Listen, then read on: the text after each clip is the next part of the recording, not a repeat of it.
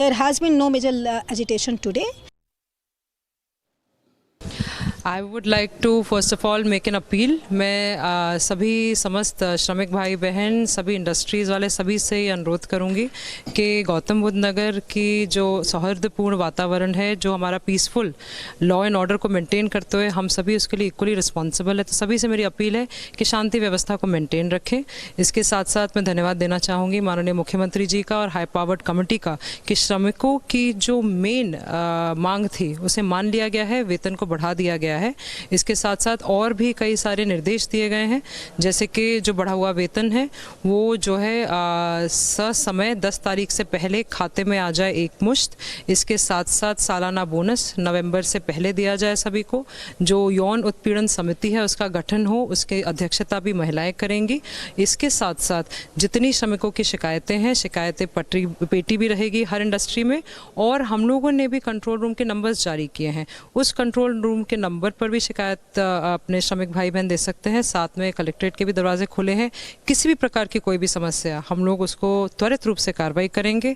एक बार पुनः अपील सभी से कि शांति व्यवस्था को मेंटेन किया जाए। 2 दिन पहले शाम को आपने एक पोस्ट डाला था ट्विटर पे जिसमें आपने अपील की थी कि ये प्रोटेस्ट वायलेंट ना हो, और उसी के अगले दिन सुबह दंगे शुरू हो जाते हैं नोएडा में इसी प्रोटेस्ट के अंदर। तो क्या कोई इनपुट था या कोई जानकारी थी कि कोई बाहर के तत्व आके इस प्रोटेस्ट को वायलेंट बनाने वाले हैं? देखिए, ये पूरी तहकीकात करी जा रही है एंड इसमें violence is never the answer. Violence के ऊपर कार्रवाई करी जाएगी और करी जा भी रही है। तो मेरा पुनः सभी से अपील है कि शांति व्यवस्था को मेंटेन रखा जाए। तो ma'am, law and order situation को बनाए रखने के लिए आपने क्या करा है? देखिए, हमारे सेक्टर और जोनल मजिस्ट्रेट्स भी तैनात हैं। साथ में जितनी भी हमारा एक अलग से भी कंट्रोल रूम सिर्फ लॉ एंड ऑर्डर को मेंटेन करने के लिए बना हुआ है, उस पर जो भी शिकायतें आ रही है, इंडस्ट्रीज़ वाले या श्रमिक भाई बहन जो भी चीज़ें कह रहे हैं, कंट्रोल रूम हमारा ऑलरेडी एक्टिवेटेड है। अगर आपके भी सामने कोई भी समस्या आती है, आप भी जो है बेझिझक हमारे कंट्रोल रूम नंबर्स पर बताइए। मेरा आखिरी क्वेश्चन ये है कि जितने भी बाहर के अराजक तत्व आके उन्होंने वायलेंस फैलाया है, उनके खिलाफ सरकार क्या एक्शन लेगी? देखिए, violence is never the answer and violence पे बिल्कुल कार्रवाई होगी।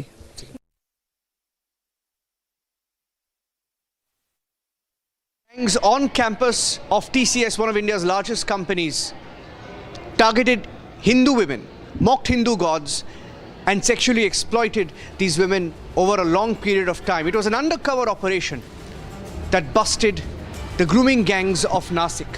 We have more details coming up. Exclusive details on this is exclusive 7 p.m. चमकी चाट से क्या बना है? आलू चाट या फ्रूट चाट, स्वाद बनाए चमकी चाट। क्या बात है? स्वादिष्ट पकोड़े और परेशान, अरे चमकी चाट है इसकी जान। असली स्वाद सिर्फ चमकी चाट। केसरिया से मन जोगी हुआ रे, दिल झूमे देखो पतवारा हुआ रे। केसरिया से मन जोगी हुआ। हर पल मनाओ केसरी त्योहार। विमल, बोलो जुबान Kesari.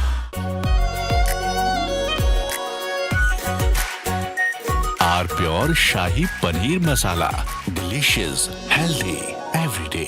We are entering a very dangerous inflection point in this war. From here in onwards, either things could escalate beyond control or there could be a surprise ceasefire. He is very fond of trying to make the world hang on to his every word, pearls of wisdom, but the last speech was a great disappointment.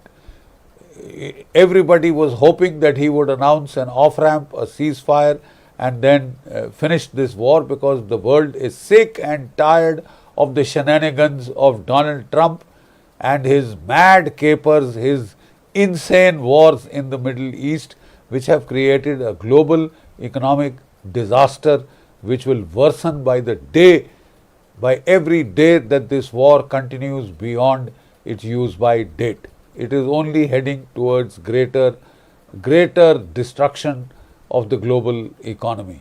The simple fact is, Donald Trump used the worst expletives possible to show his frustration, to show his extreme annoyance and irritation at Iran as to why Iran was not surrendering. Iran told him simply, you may be finished, we are not, and we will continue to fight. and don't give us through Pakistan a set of terms of surrender. Lay down your arms.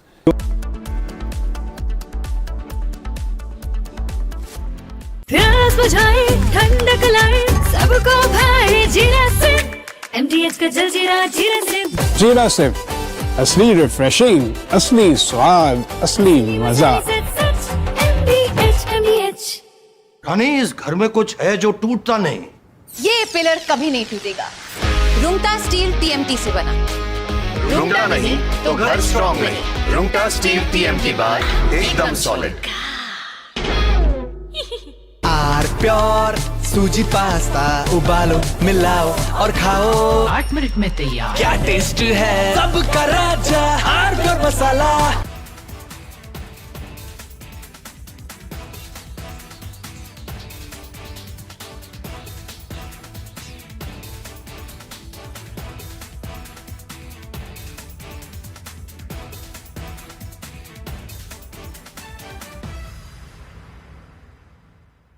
अभी तो कह रहा था कि अभी chief minister कह रहे थे, उससे आगे भी सभी लोग कह रहे थे कि मणिपुर में पीस आ गया। ये पीस है क्या? अगर ये पीस है तो हमें ये पीस नहीं चाहिए हमें।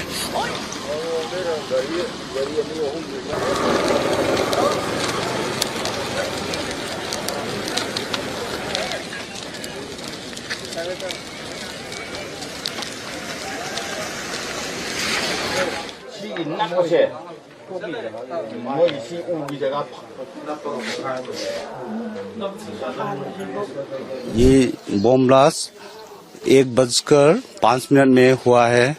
उसमें 2 बच्चे का जान गया है। 2 बच्चा, एक 5 साल का है, एक लड़की है वो तो 5 महीना का है। ये बहुत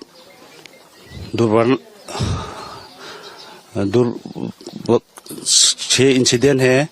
उसका माँ भी अभी भी इंजर्ड है, हॉस्पिटल में ट्रीटमेंट के लिए घायल तरीके से इंजर्ड है। ये आतंकवादी लोग हम लोग को टारगेट कर रहा है, मैती लोग को। इसलिए सरकार से विनती है जल्द से ये घटना के सॉल्यूशन चाहिए। इसके लिए इंसाफ चाहिए।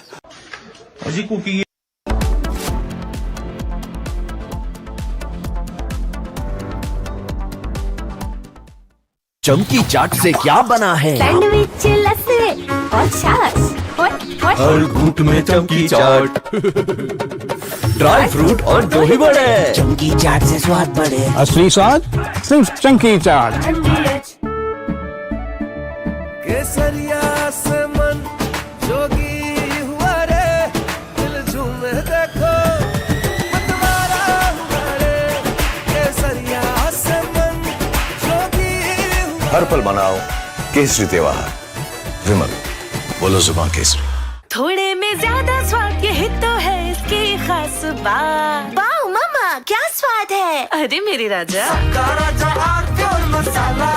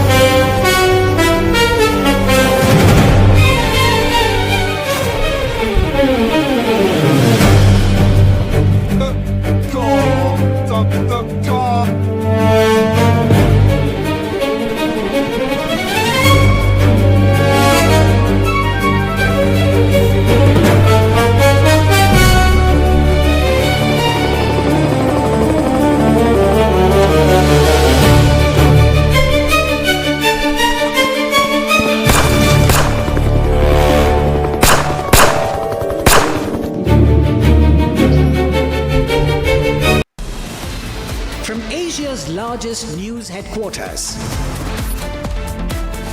Setting the agenda for Bharat.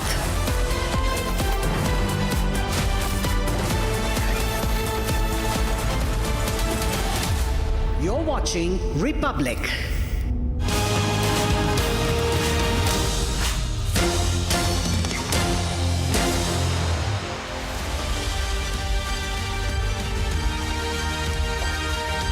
Good evening, viewers. You're watching Verdict 2026 with me, Rakshita Mishra, and in the next 25 minutes, we're going to get you a lowdown of the high voltage campaign that is underway right now from Tamil Nadu to West Bengal and the newsmakers of the day. We're going to encapsulate all of that on this show, and we also have some important news coming in, some breaking news coming in from Chhattisgarh. But first, the headlines.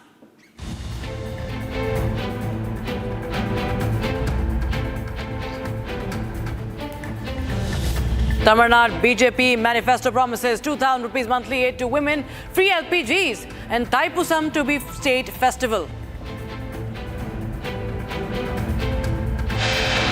AIADMK files complaint against DMK over alleged violation of Model Code of Conduct, urges the ECI to take action. Tamil Nadu Chief Minister warns of massive protest over centre's decision on delimitation.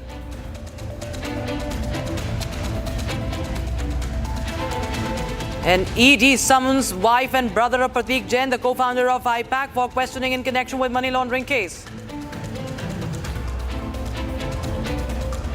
And Home Minister Amit Shah vows to resolve the Gorkha issue in the Darjeeling Hills in a constitutional manner. He says without that he'll do it without dividing West Bengal.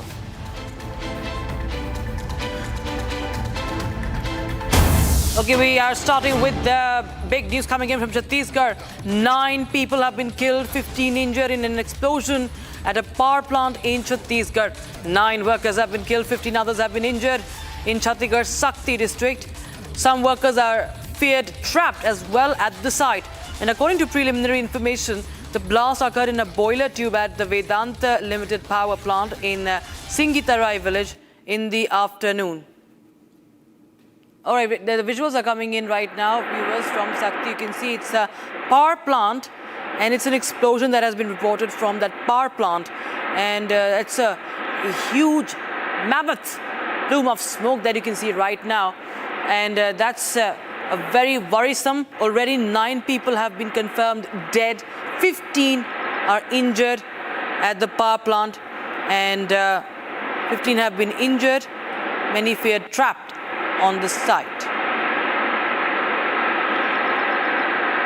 So viewers, we do not know the reason behind this explosion yet, but what we understand as per the preliminary information is that there is that a boiler tube, the blast occurred at a boiler tube at this Vedanta Limited power plant in the afternoon. So that's a great cause of concern. This is coming in from Chhattisgarh. This is the power plant, as you can see, the huge plume of smoke after the explosion. And we'll just try and get you more updates. Several feared trapped right now, as this has happened in Chhattisgarh. And viewers, as per the police, many are trapped, feared trapped, and 9 have died. Local administration police teams rushed to the spot after receiving information, and injured have been shifted to nearby hospitals. Bharat is joining us on the broadcast. Bharat, हमें बताएं कि क्या कुछ जानकारी सामने आ रही है इस ब्लास्ट को लेकर?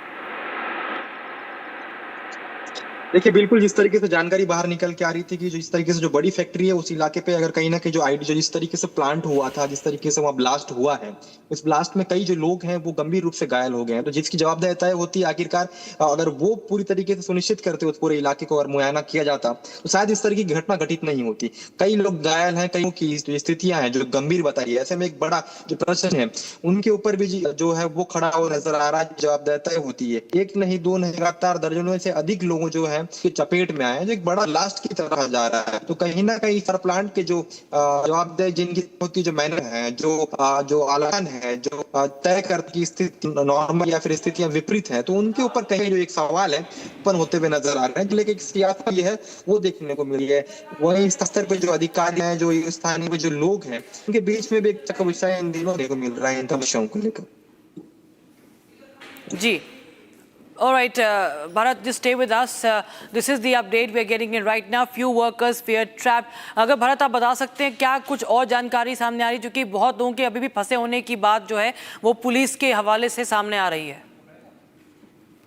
देखिए, बिल्कुल जिस तरीके से अभी जिस तरीके का जो माहौल की अगर बात की जाए, तो फिर मैं ये बताया जाए कुछ लोगों के और भी जो ट्री के अंदर ही फंसे उनको रेस्क्यू किया गया है। तो कहीं ना जो सवाल है वो उत्पन्न होते हुए रहा है, लेकिन अधिकारी पर जिनकी जवाबदेही है वो अधिकारी हैं, वो इस पे किसी भी तरीके से क्लैरिफिकेशन करते हुए जवाब देते हुए नजर नहीं आ रहा। तो एक बड़ा जो सवाल है सिस्टम के ऊपर भी उठते हुए नजर आ रहा है। बताया जा रहा है जो खुफिया सूत्र है, जो जानकारी बाहर निकल के आ रही है, कुछ लोग और भी हैं जो फैक्ट्री के अंदर फंसे हैं, जिनको रेस्क्यू प्रशासन के द्वारा ली गई है। तो कहीं ना कहीं सवाल जो प्रश्न चिन्ह है वो भी सवाल उत्पन्न होता नजर आ रहा है। फिलहाल जो आंकड़े की अगर की जाए तो बहुत से ऐसे लोग हैं, आंकड़े की क्लैरिफिकेशन नहीं हो पा रही है कि कितने लोग हैं। बताया जा रहा है कि 12 लोग हैं, कुछ ये कह रहे हैं कि 14 लोग हैं, कुछ ये कह रहे हैं कि 15 लोग हैं। तो आंकड़े को लेके भी अभी भी आधिकारिक तौर पे पुष्टि नहीं की जा रही है। तो बड़ा ये सोचने वाली और गंभीर विषय बात निकल के आती है कि अगर आंकड़े ही स्पष्ट नहीं हो पाए तो सवाल बहुत उठेंगे, क्योंकि अंदर कुछ जो ग्रामीण है उनकी जो मौजूदगी की जो सूचना है वो बाहर निकल के अब भी आ रही है। जी बने रहिए हमारे साथ, क्योंकि मुख्यमंत्री की भी जो अभी स्टेटमेंट है वो सामने आ रही है। Viewers will just go across to that sound byte of Vishnudev Sai who has reacted to the incident. और इस दुख की घड़ी में संवेदना हम लोगों की उनके परिवार के साथ में है, और जो भी मृतक हैं उनकी आत्मा को भगवान शांति दे, और इसकी जांच होगी, और जांच में जो भी दोषीदार पाए जाएंगे उनके ऊपर कड़ी से कड़ी कार्रवाई होगी। घटना दुखद है।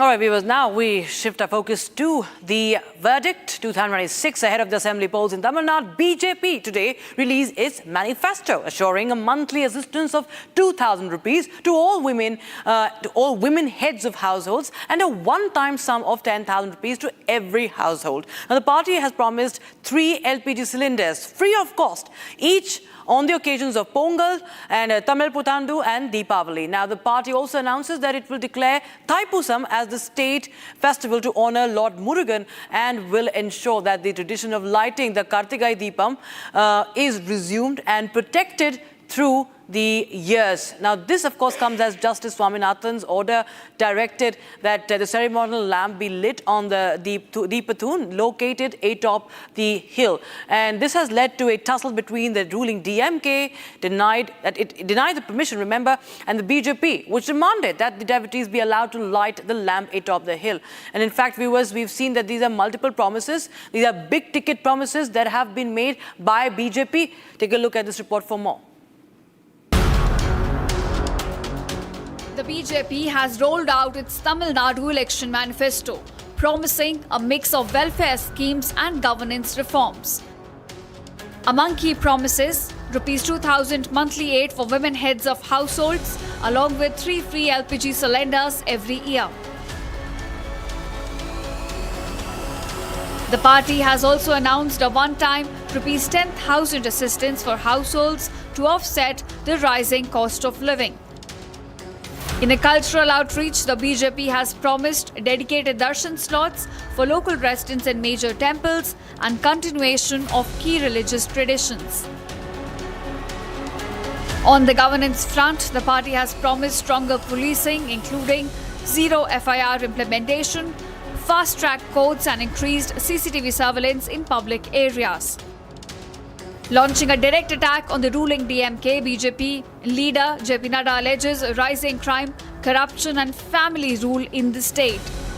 When I talk about the present situation, when I talk about the present government, when I talk about the DMK government and its allies, I find that this cultural capital has now been converted into a crime capital. And that we have to understand. that it is now converted into a crime capital.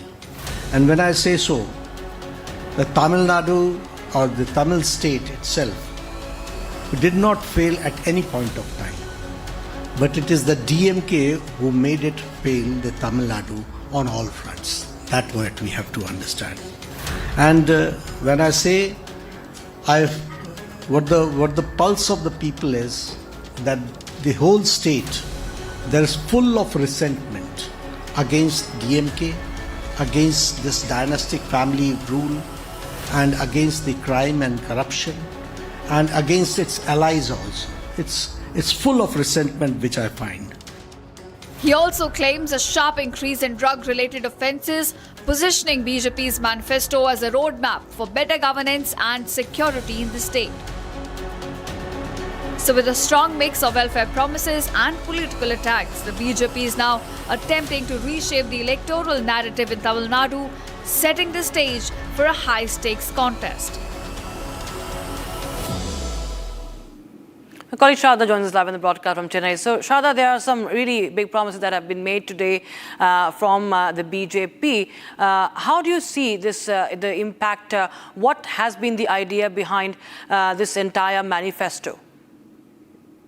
Well, the manifesto team releasing it today announced major plans that were already given by the AIADMK and also the major plans given by the central government.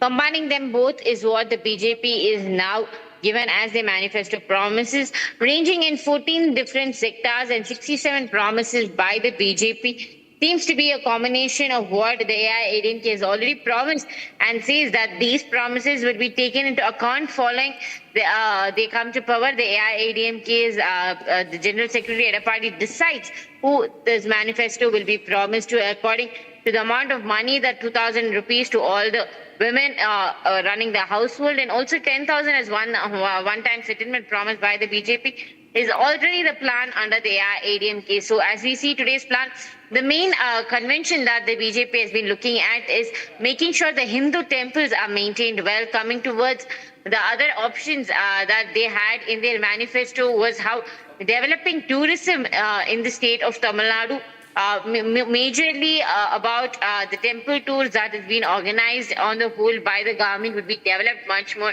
Another promise that looks very interesting is them promising that the deepa will be lit on the Tirupura Kundram hill. As we remember, the DMK did not allow the lamp to be lit on top of the hill on the Deepatun after the order was passed by the Madras High Court, and now BJP is saying that they promised to light the lamp, bring back the old tradition from the Madurai Hill, the Tirupura Kundram Hill, where they'll be lighting the lamp, and also making Thaipusam as the state holiday, which is for Lord Muruga.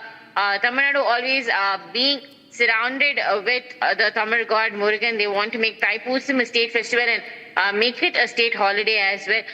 The manifesto was majorly aimed at bringing the center schemes, especially the schemes that are already being run by the BJP in the center, with more information and more funds to be bought when Tamil Nadu was the main promise, Rakshita. All right, just stay on with us, Shraddha. We will be just bringing our viewers some more stories as far as Tamil Nadu is concerned. So, the government, viewers, has convened a special session of Parliament on 16th of April. It's going to convene that session to introduce a constitution amendment bill. And on that, Tamil Nadu Chief Minister M.K. Stalin issued a warning. It was a direct warning to union government over the proposed delimitation exercise, alleging that the centre was attempting to push through a constitutional amendment without consulting the state and in the midst of ongoing elections. He also cautioned that any step that undermines the political representation of southern states will lead to widespread protests in those states. The Chief Minister put out a video message as well amidst the election campaign, saying that grave danger has now reached the doorstep of Tamil Nadu, and issued a final warning from Tamil Nadu directly to the Prime Minister.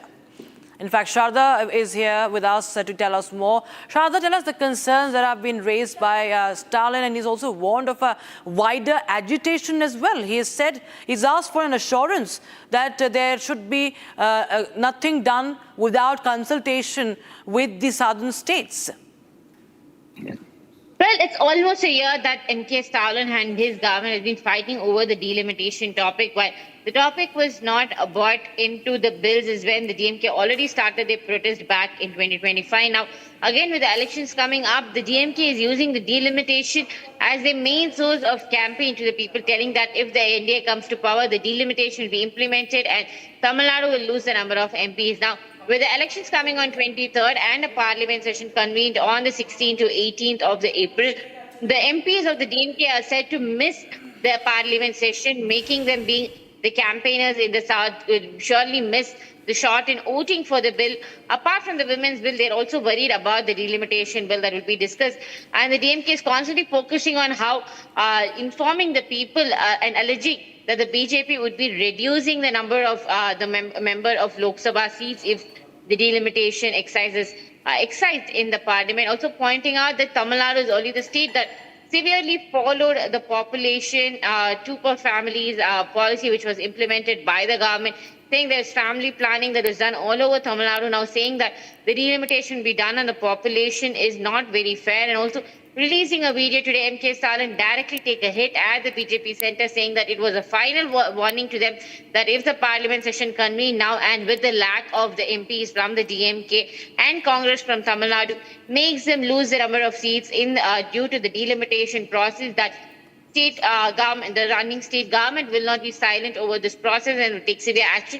Also in the video, M.K. Stalin noted that made a huge allegation that if BJP comes to power in the state will lose its fairness among others, and also pointed out how BJP has always been anti-Tamil Nadu and would not want the state to grow. Yeah. Rakshita.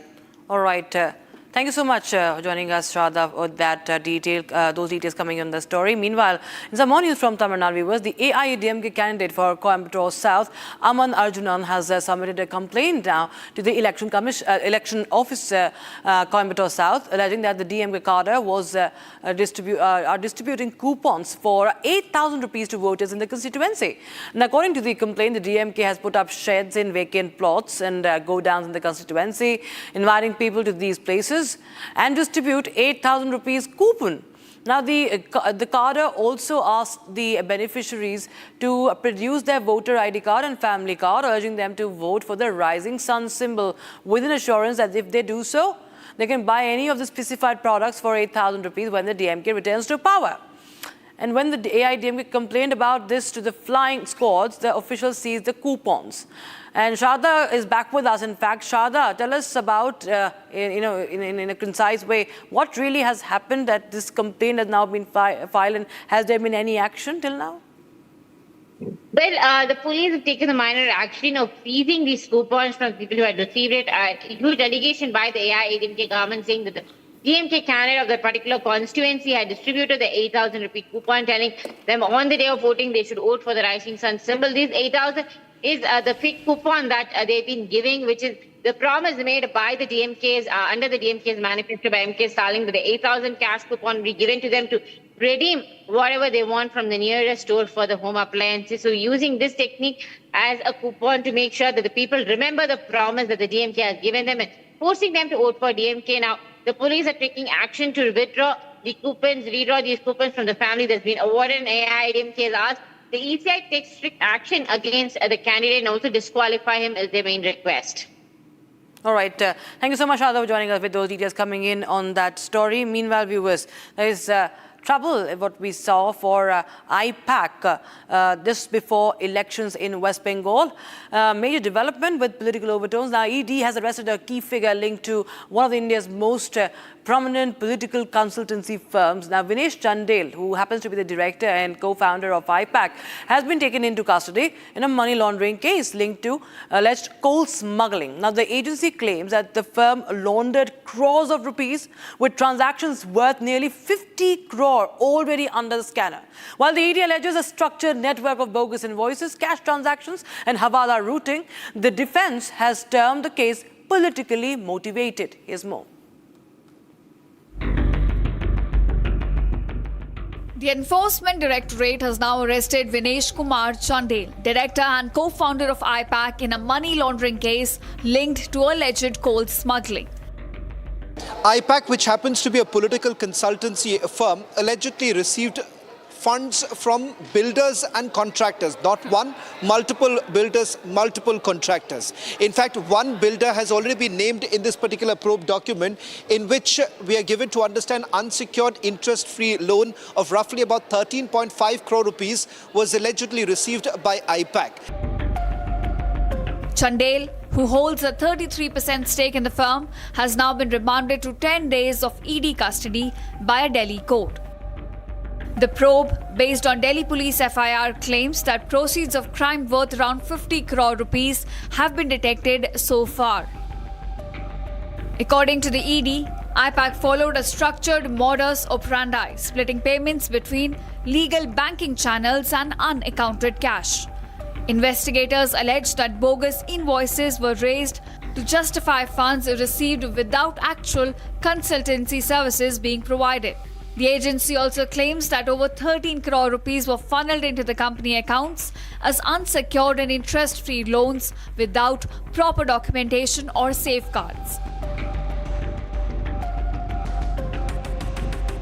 Further, the ED says that funds were led through banking channels while cash components were routed via informal systems including Hawala transactions. The agency alleges that directors including Chandel and others were involved in generating and laundering proceeds of crime through a coordinated financial network. However, the defense has pushed back, calling the case politically motivated and arguing that charges are being stretched to bring the matter under the PMLA. Meanwhile, Trinamool Congress leaders have demanded Chandel's immediate release, alleging misuse of central agencies. The development is significant as I-PAC, founded by political strategist Prashant Kishore, is currently handling the TMC's campaign for the 2026 West Bengal elections. Further, ED has now summoned Pratik Jain's wife and his brother Pulkit Jain as well to appear in Delhi office tomorrow. With less than 10 days to West Bengal polls and serious financial allegations coming to light, the I-PAC case is now fast emerging as a key flashpoint. And AIMIM Chief Assaduddin Owaisi is sharpening his political pitch in West Bengal, focusing on the Muslim-dominated constituencies in North Bengal in districts like Murshidabad, and he positions himself as an independent voice for the minority community. In fact, Owaisi goes on to accuse the Trinamool Congress and the Congress party of using Muslims merely as a vote bank without delivering real socio-economic progress for the group. Now, this comes just days after his alliance with the AJUP collapsed following a controversy involving its chief Humayun Kabir. In fact, Republic TV exclusively spoke to Assaduddin Owaisi as he also hits back at the allegations of acting as BJP's B team. We leave you with this exclusive interview.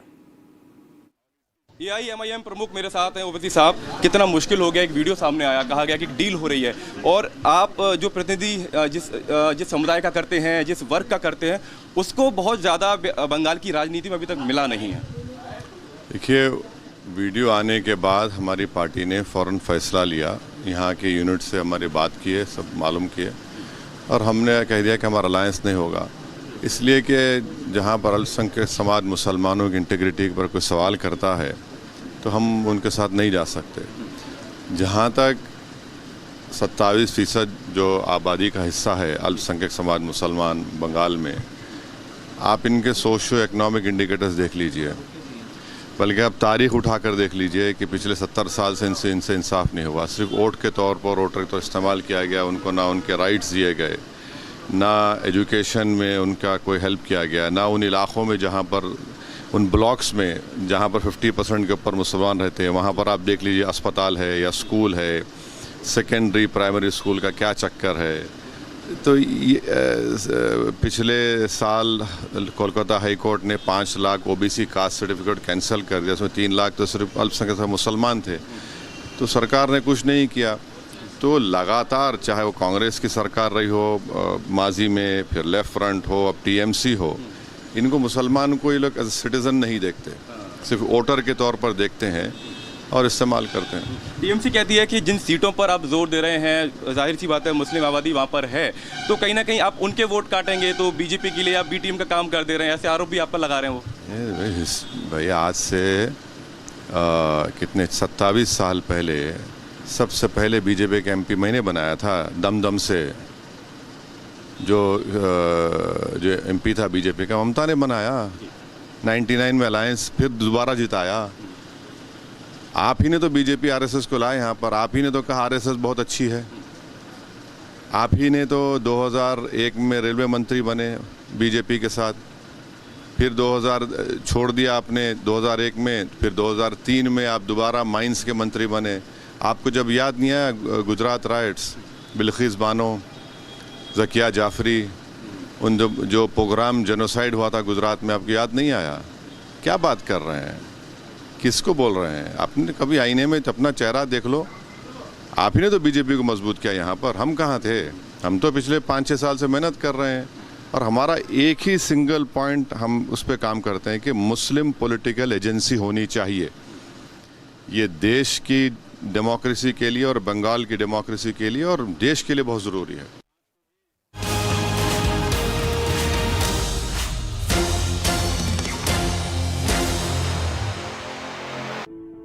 In the India Today Best Universities Survey, India's #1 ranked universities in various streams are JNU Delhi, Amity University, AIMS Delhi, IIT Delhi and National Law School Bengaluru. थोड़े में ज्यादा स्वाद यही तो है इसकी खास बात। वाओ मामा क्या स्वाद है। अरे मेरे राजा, रानी इस घर में कुछ है जो टूटता नहीं। ये पिलर कभी नहीं टूटेगा। रुंगटा स्टील TMT से बना। रुंगटा नहीं तो घर स्ट्रॉन्ग नहीं। रुंगटा स्टील TMT बार एकदम सॉलिड। चमकी चाट से क्या बना है? आलू चाट या फ्रूट चाट। स्वाद बढ़ाए चमकी चाट। क्या बात है। स्वादिष्ट पकोड़े और फरसान, अरे चमकी चाट है इसकी जान। असली स्वाद सिर्फ चमकी चाट। केसरिया से मन जोगी हुआ रे, दिल झूमे देखो मतवारा हुआ रे। केसरिया से मन जोगी हुआ। हर पल मनाओ केसरी त्योहार। विमल, बोलो जुबान केसरी।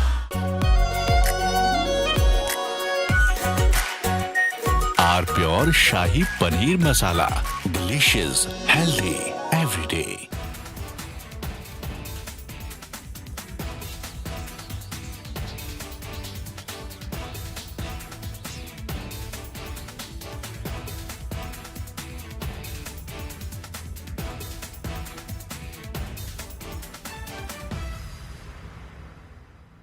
प्यास बुझाए ठंडक लाए सबको भाए जीरा से। MTH का जलजीरा जीरा से। जीरा सिर्फ असली रिफ्रेशिंग, असली स्वाद, असली मजा। अभी तो कह रहा था कि अभी चीफ मिनिस्टर कह रहे थे, उससे आगे भी सभी लोग कह रहे थे कि मणिपुर में पीस आ गया। ये पीस है क्या? अगर ये पीस है तो हमें ये पीस नहीं चाहिए हमें।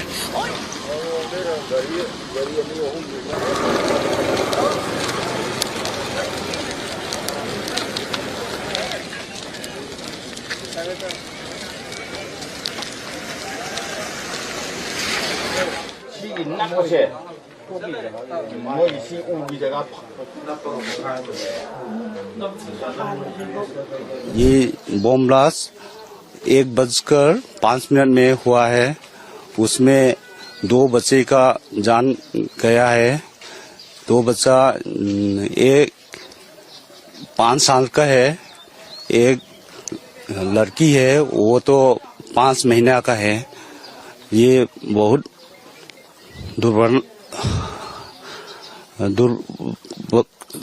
छह इंसिडेंट है। उसका माँ भी अभी भी इंजर्ड है, हॉस्पिटल में ट्रीटमेंट के लिए घायल तरीके से इंजर्ड है। ये आतंकवादी लोग हम लोग को टारगेट कर रहा है, मैती लोग को। इसलिए सरकार से विनती है जल्द से ये घटना के सॉल्यूशन चाहिए। इसके लिए इंसाफ चाहिए। Hꯧji kuki bo mama yum da tasle. Bulang pernah kita. Asal apa nyampe houji? Yang tu nak mata na miji.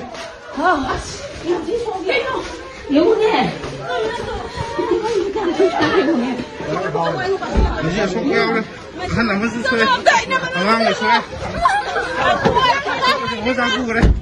Ini barang sesuai je. Mama aku. Barang ni sesuai je. Tenggerak dia. Bawa tadi pangno begitu macam bibiu ba. Aku cuma tadi ni aku ingat dia. Tahu. Cuma je tu. Tenggerak dia. Bawa tadi pangno begitu macam bibiu ba.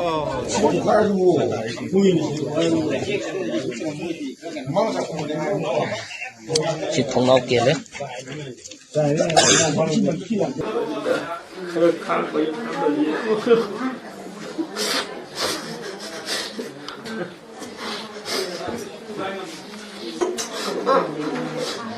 ये घटना करीब 1:05 में ऐसे होंगे, यही घटना हुआ है। ये अभी ये नॉर्थ साइड में हमारा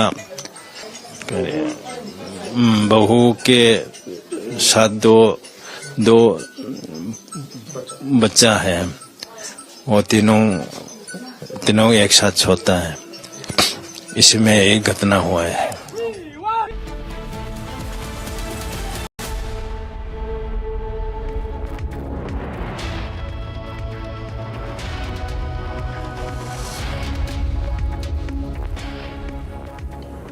Hello and a very warm welcome. You're watching the latest edition of World at War at Republic. I'm Gesu Bharadwaj, and in this freshest edition, we bring you updates from around the globe, beginning with Israel-Lebanon talks to expected second mediation attempt in Islamabad. We've got you all covered with the top stories, right from South Africa to North Korea, as well as Indian talks with Israel. Let's get started. Viewers, now while US and Iran held their first round of talks in Islamabad, Washington itself is now set to host talks between Israel and Lebanon. Remember, Israel and Lebanon ceasefire was a major flashpoint in Iran-US talks, and now Washington says it will be holding talks between these two with Marco Rubio by the side also being present. Now, however, this entire thing seems like the Lebanese government and Hezbollah are not on the same page on this move, and this comes because Hezbollah's leader Naim Qassem has now urged the Lebanese government to cancel the scheduled talks in Washington, arguing that dialogue amounts to submission, surrender, and stripping Lebanon of its strength. Take a look at this detailed report for more details. Hezbollah leader Naim Qassem, in a televised address, has rejected planned direct talks between Lebanon and Israel, calling them a surrender. نحن نرفض المفاوضات مع الكيان الإسرائيلي الغاصب. هذه المفاوضات عبثية، وهذه المفاوضات تحتاج إلى أن يكون هناك اتفاق وإجماع لبناني على تغيير البوصلة من عدم التفاوض إلى التفاوض المباشر كما يطرح الآن. لا يحق لأحد أن يأخذ لبنان إلى هذا المسار من دون توافق داخلي لمكوناته، وهذا لم يحصل. هذا التفاوض إذعان واستسلام وتجريد للبنان من قوته. نحن ندعو، والفرصة لا زالت متاحة، إلى موقف تاريخي بطولي بإلغاء هذا اللقاء التفاوض. Hezbollah said it will never surrender and will stay in the battlefield. لأنه هذا العدوان ما له حل إلا الاستسلام أو المواجهة. استسلام ما فيه. إذا حدا مفكر يستسلم يروح يستسلم لحاله. أما نحن فلن نستسلم. سنبقى في الميدان حتى لو بقينا إلى آخر نفس. يا دولة رئيس الحكومة، ماذا قدم هؤلاء الذين يضغطون على لبنان منذ تشكيل حكومتك؟ كل مطالبهم منك أن تفجر الأزمات الداخلية، وأن يعطوا مبررات ومكتسبات للاحتلال، ولم يكن هناك أي دعم من أجل منع العدوان ومن أجل بناء لبنان. فلنواجه العدوان معا وبعدها نتفاهم على المستقبل ونتفاهم على كل شيء. Qasim also asked the Lebanese government to retreat from the talks that are scheduled to take place in Washington. يجب أن تصحح الدولة اللبنانية موقفها من إيران، من سفيرها ومن الحرس الثوري الإسلامي. But the bigger question is whether Lebanon will be included in the ceasefire deal or not.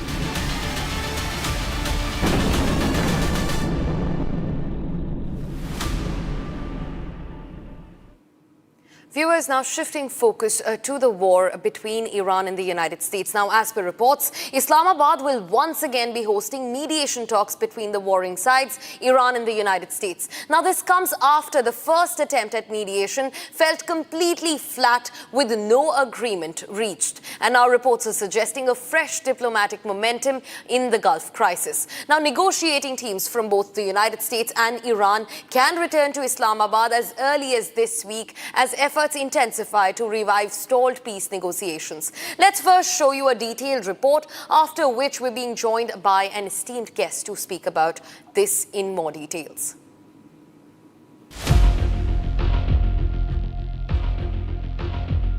US and Iranian negotiating teams are likely to return for a second round of talks, and Islamabad is once again expected to host these discussions. While no date has been confirmed yet, sources indicate talks could begin as early as this weekend. Both sides are keeping multiple dates open for the next round. The previous round of negotiations ended without any major breakthrough. However, it marked the first direct engagement between the two sides in over a decade. The talks were led by top leadership from both countries, with J.D. Vance heading the US delegation while Mohammad Bakir Ghalibaf representing Iran. However, several critical issues remain unresolved between Washington and Tehran in the Islamabad talks. The Strait of Hormuz continues to be a major point of contention due to its global energy significance, and now that Trump has ordered a naval blockade, the issue becomes more complicated. Iran's nuclear program is also under intense discussion. Sanctions imposed on Tehran remain a major sticking point in these negotiations. The United States has presented what it calls a final proposal. Washington is now waiting to see whether Iran will agree to these terms. We're also being joined by Mr. Cormac Smith, who is a former British civil servant. Mr. Smith, thanks very much for speaking to Republic. Now I want to understand from you, the warring sides, United States and Iran, are looking to return on the negotiation table. Once again, the second round is set to take place in Islamabad, as per reports. But the first time around, the talks completely fell flat onto their face. There was no consequential determination to these talks at all. Negotiations reached absolutely nowhere. So this time around, what can be different, in your opinion, Mr. Smith? So first, thank you for having me on, and it's a privilege to join you. Look, I'm thinking about this before I came on, and I'll use a cricket analogy, which I think might be well understood in India. We need to have more respect and a greater role for the umpire. What we had coming out of the last talks was we had a different version of events coming from both the Iranians and the Americans. I think we need to elevate the position of Islamabad and the Pakistani Prime Minister and their team to be the ones who have a little bit more control over these negotiations, and they should be the ones that we look to for a true account of what actually came out of them. Now, obviously, when we need the cooperation of both sides, the Iranians and the Americans, if that is to happen. But that is my initial thoughts.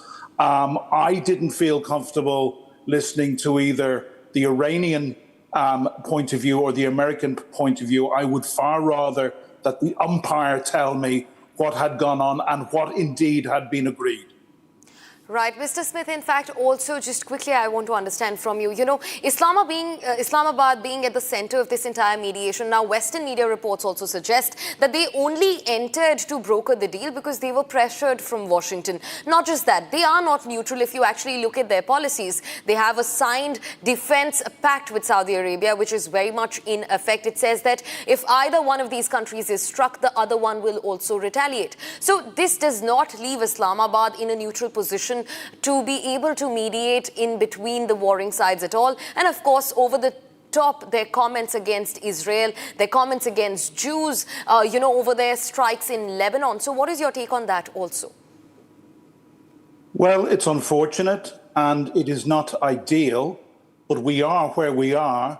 And having Islamabad as, and I will keep using the word umpire, while it's not ideal, it's the best we have at the moment, and I'm afraid it's above my pay grade and my ability to suggest how we can go forward better. But I would suggest that we need good faith. We need more good faith from both sides.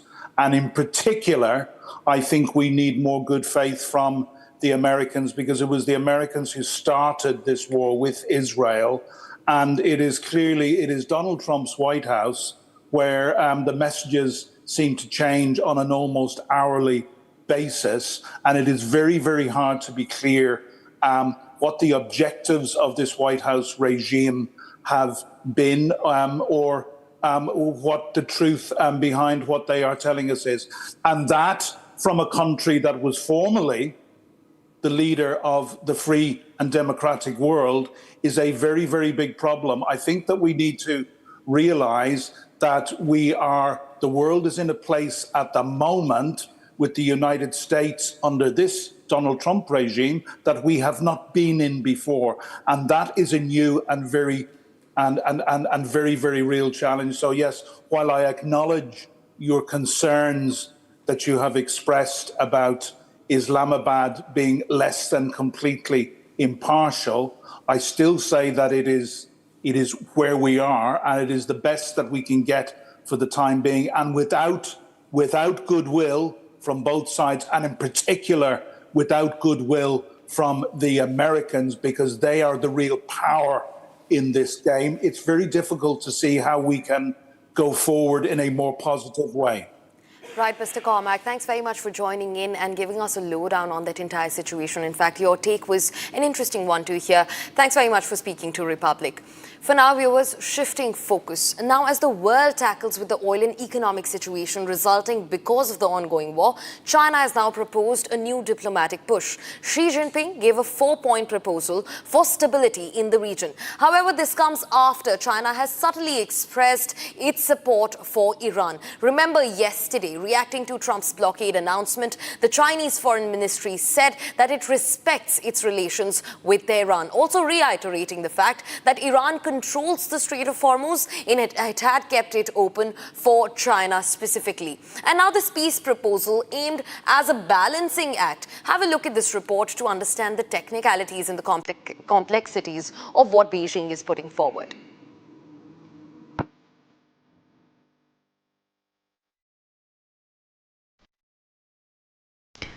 China has proposed a new peace framework for West Asia. The 4-point plan focuses on stability, cooperation, and long-term regional balance. The first pillar emphasizes peaceful coexistence, calling on countries in the region to avoid conflict and resolve disputes through dialogue. The second principle stresses respect for sovereignty, urging nations to avoid interference and actions that could escalate tensions.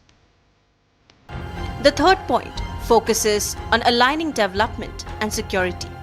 It highlights the need for economic growth and security policies to move forward together.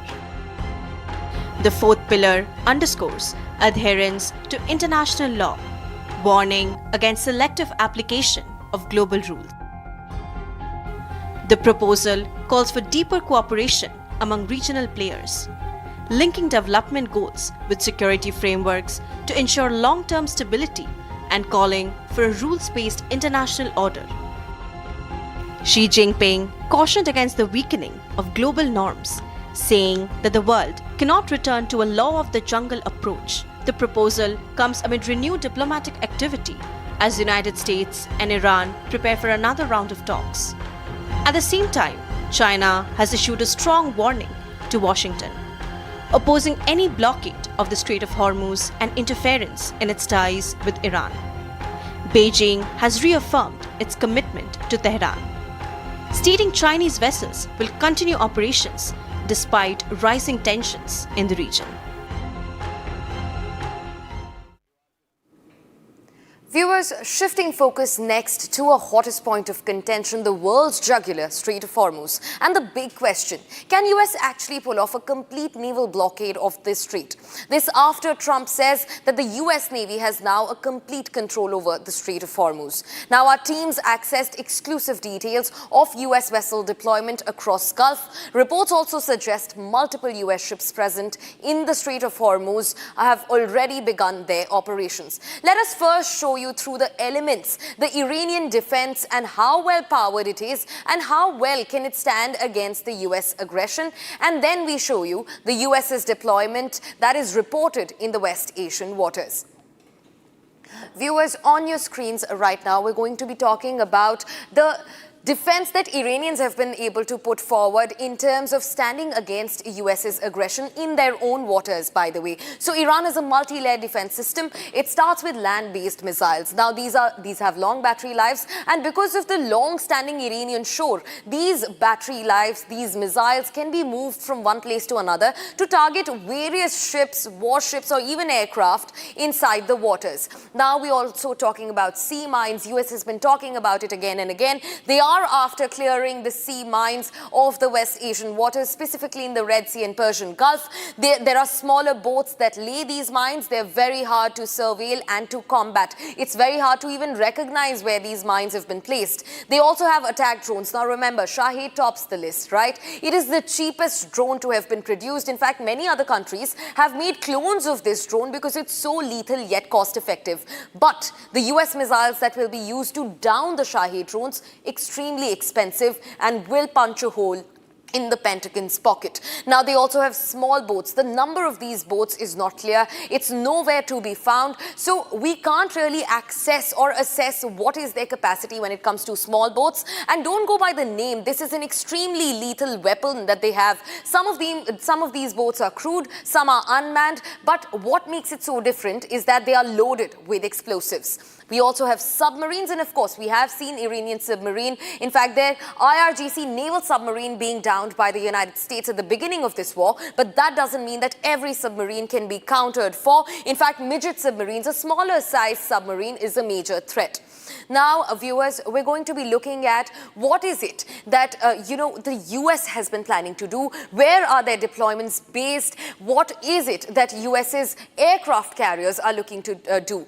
Now, the aircraft carriers that are in question, first we start with Abraham Lincoln, that is based in the Arabian Sea. That you can see is George H.W. Bush. Those are the two ships that you can see. This is the Arabian Sea. The George H.W. Bush, which is another aircraft carrier, is placed here. Abraham Lincoln, one of their biggest aircraft carriers, also placed right in the Arabian Sea waters. Now, in fact, we're going to look ahead, and that is US's Boxer, US's Gerald R. Ford, that remains in the Red Sea. Gerald R. Ford in the landlocked Red Sea right between Saudi Arabia, and you can also see US's Boxer right atop UAE. Now, George H.W. Bush, like we spoke about, right next to Abraham Lincoln in the Arabian Sea. These are all aircraft carriers of the United States. They can actually man not just aircraft but also a huge number of crews. Marines are deployed through these aircraft carriers. Now we're going to be talking about the guided missile DDGs. And the top of the list is USS Mahan, which is in the Red Sea. It has been placed in the Red Sea, in fact, the landlocked area like we spoke about. We also have USS Bainbridge, which again is in the Red Sea. We also have USS Like we spoke about Bainbridge, we have there Winston S. Churchill, which is also placed in the Red Sea. So heavy deployment. US is now coming and enclosing in the Gulf from all sides possible, especially isolating Iran. Now we're also talking about US's coal, which remains in the Eastern Mediterranean.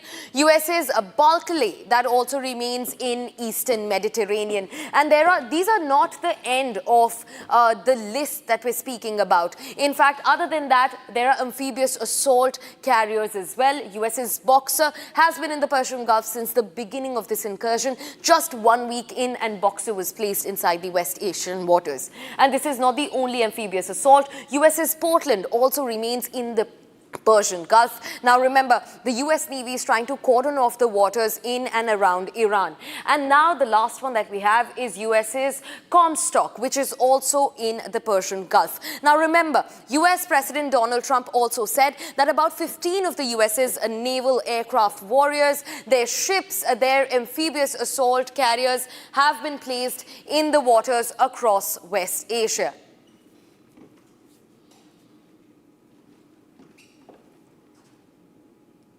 Viewers, now moving on to the top story of this hour, South Africa. Now this comes as US has barred South Africa from G20. That is to be held towards the end of this year. Now this comes after the continued tensions between Trump and Ramaphosa on a prosecution of Christians in South Africa continues to embroil. Let us first explain this conflict through elements and know how Germany has come in the middle of all of this. Take a look. Now viewers, South Africa has been offered a climate loan which has been approved by Germany and in fact also the European Union. The estimated number that we have in hand is about $231 million in climate loans that Germany has approved for Ramaphosa. Now Germany and South Africa have also decided to deepen cooperation over various energy sectors. Now remember, European Union support, German support for South Africa for Ramaphosa comes at a time when Trump's discord with Ramaphosa is only deepening by the day.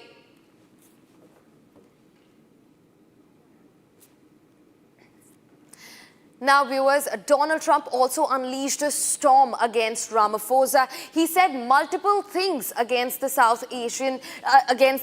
African president and the country itself. In fact, these are some tweets that we're showing you from the last entire year, 2025, where he has said some deplorable things about South Africa.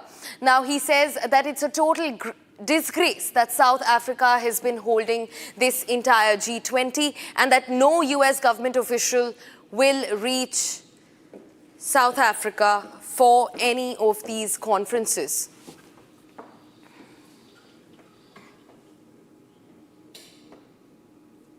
Viewers, that's all that we could wrap for you in this edition of The World at War. But don't miss it. At the end, we're also bringing you visuals of how North Korea has now carried out cruise and ballistic missile tests for their navy. In fact, their president, Kim Jong-un, goes so far to say that nuclear deterrence remains their key focus. We're getting you those visuals and we're leaving you with them. Take a look.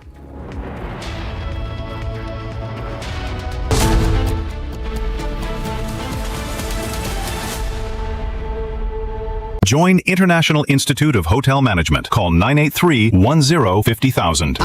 Pure सूजी pasta उबालो मिलाओ और खाओ 8 minute में तैयार। क्या test है सबका राजा आर प्योर मसाला केसरिया से मन जोगी हुआ रे दिल झूमे देखो मतवारा हुआ रे केसरिया से मन जोगी हर पल मनाओ केसरी त्योहार। विमल, बोलो जुबान केसरी। चमकी चाट से क्या बना है? सैंडविच लस्सी और छाछ हर घूंट में चमकी चाट ड्राई फ्रूट और दही बड़े। चमकी चाट से स्वाद बढ़े। असली स्वाद सिर्फ चमकी चाट।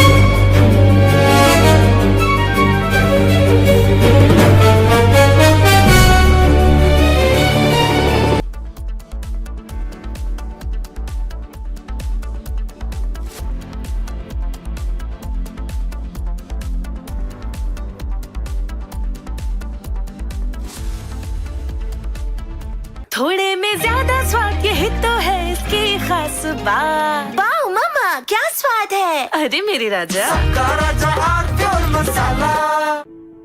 In the India Today Best Universities Survey, India's #1 ranked universities in various streams are JNU Delhi, Amity University, AIMS Delhi, IIT Delhi and National Law School Bengaluru. चमकी चाट से क्या बना है? सैंडविच लस्सी और छाछ हर घूंट में चमकी चाट। अब बताओ स्वाद आया? असली स्वाद सिर्फ चमकी चाट। केसरिया से मन जोगी हुआ रे, दिल झूमे देखो मतवारा हुआ रे। केसरिया से मन जोगी हुआ। हर पल मनाओ केसरी त्योहार। विमल, बोलो जुबान केसरी।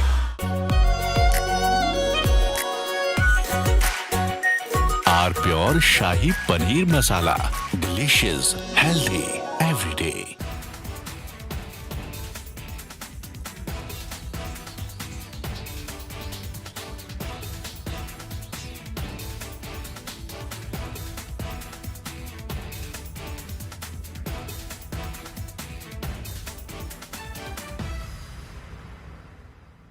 चमकी चाट से क्या बना है? आलू चाट या फ्रूट चाट, स्वाद बढ़ाए चमकी चाट। क्या बात है। स्वादिष्ट पकोड़े और परेशान, अरे चमकी चाट है इसकी जान। असली स्वाद सिर्फ चमकी चाट। We are entering a very dangerous inflection point in this war. From here in onwards, either things could escalate beyond control or there could be a surprise ceasefire. He is very fond of trying to make the world hang on to his every word, pearls of wisdom, but the last speech was a great disappointment. Everybody was hoping that he would announce an off-ramp, a ceasefire, and then finish this war, because the world is sick and tired of the shenanigans of Donald Trump and his mad capers, his insane wars in the Middle East, which have created a global economic disaster which will worsen by the day, by every day that this war continues beyond its use-by date. It is only heading towards greater destruction of the global economy. The simple fact is, from Asia's largest news headquarters, setting the agenda for Bharat.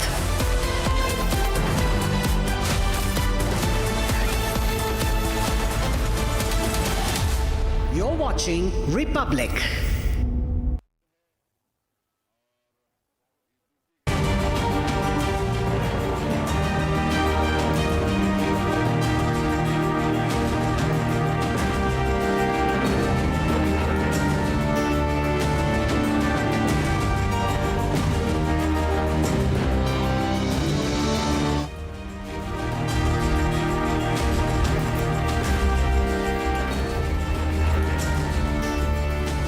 Thank you for joining us on Republic TV. You're watching This Is Exclusive. I'm Niranjan. Ladies and gentlemen, the story from Nasik, Maharashtra, of the grooming gang. The grooming gang at one of India's largest companies, most reputed companies, called TCS, has shocked everyone across the country, with victims revealing the kind of horror that was hidden over the years. For almost 5 to 6 years, none of this was reported, despite being escalated at a leading IT company. It's no less than the grooming gangs of UK, and we have some explosive details on the show this evening. First up, the headlines tonight.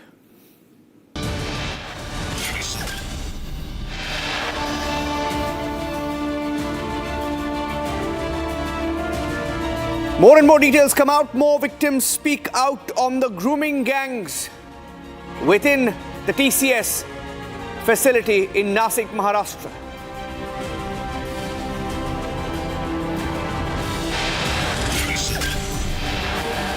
TCS says its COO will lead the investigations. Questions over transparency as TCS decides to investigate TCS itself.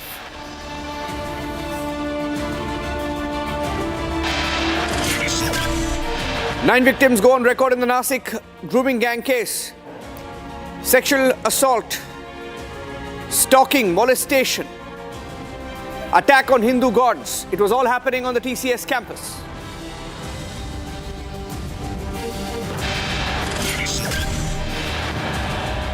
Despite the government agreeing to demands of workers, fresh cases of violence and arson reported in several areas of Delhi NCR, the rioting continues.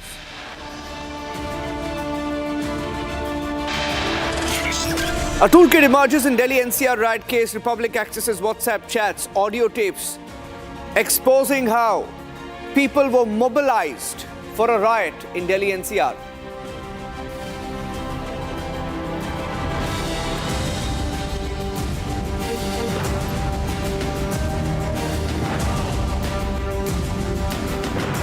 Ladies and gentlemen, as we get to the details of the grooming gangs of India, grooming gangs from Nasik, Maharashtra, inside the TCS, there is one mystery woman who's still on the run.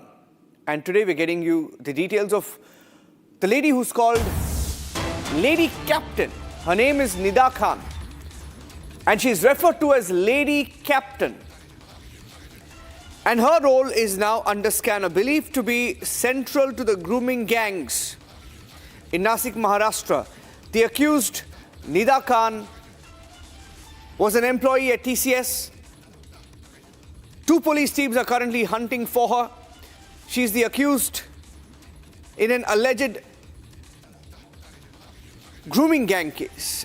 2 teams are conducting a continuous search operation. Her mobile phones are switched off. Her location currently untraced. The police believe that Nida Khan's arrest could lead to bigger revelations on who else was a part of this racket, the grooming gang racket. The police team have conducted raids at several hideouts, possible hideouts. Her arrest is expected, but so far, Nida Khan has not been arrested yet. Now, she was one of the many who were part of the grooming gangs in Nasik, Maharashtra.